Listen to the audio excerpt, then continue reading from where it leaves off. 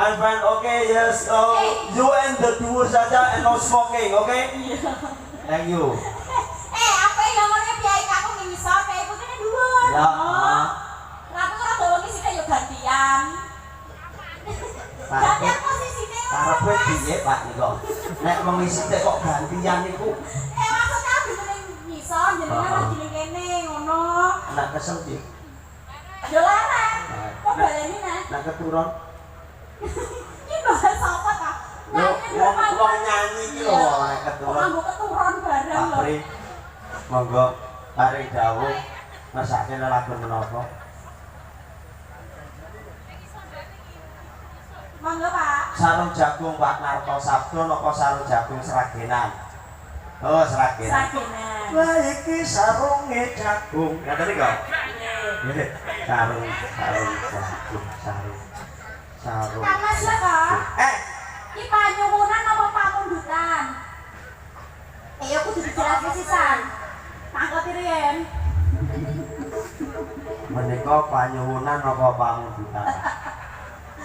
Pamundutan. Oh iya wis. Benten iki, Pak. Nek nyuwun niku njaluk nek mundut ki tumbas. Tumbas. Benten iki. Niki panyuwunan apa pamundutan? Pamundutan. Oh, pamundutan. Panyuwunan. Oh, Batal. bakal. Dadak tak jelaske yo. Ngerti yo tak kek dhisik ngono Mas. Dijelaske ning mburi nek pamundutan iki ngene. Kok malah tak ceplak dhisik. Sarung jagung. Panyuwunan sarung jagung. Ya. Monggo. Boten bisa rencani. Tunggal napa kali Pak ngaturaken Pak? Kalih mawon, Pak. Tunggal mawon. Siji-siji wae. Siji kesel ngayahi kok loro. Ya wis. Padahal tambah penak lho nek kancane akeh iki ya. Oh. Ngopo? Kancane nyanyi akeh kan yo penak ngono lho. Wah, Keturun to sosok. Heeh. monggo sarung jagung.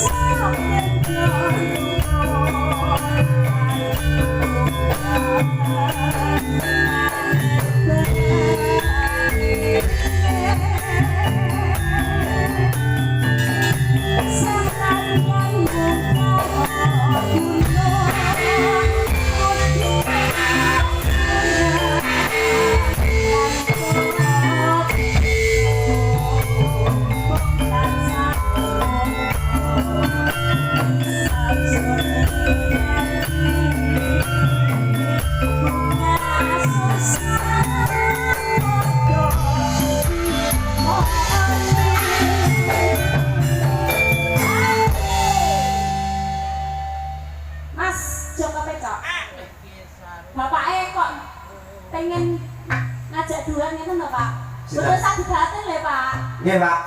Monggo, Bapak Pak. sing nyuwun le wae le. Pak Pur. Pak sinten? Sopo? Sopo lho? Eh. Hah? Pak Pri. Oh, Pak Pri. Yo niku wong lalen apa, Pak? Maklum biaya aku sepuh. Ya, tuwek malah kari dodomi. Tapi aku tenan lho Mas. Iya. Biar wong tua daripada wong nom. Besok. Wong tua enek buyuten kan obah dhewe rasa dibagi. Heeh. Nek ngono. Didadak ngobahke. Jaluk. Oh, jaluk ya. Opo kon jaluk iki? Ndakno. Apane? Sarung jago. Oh, sarungnya jago. Aku apotek. Kok apotek piye lho? Sarung jago. Kok apotek lho? Mbok. Ndakno wis. Iya.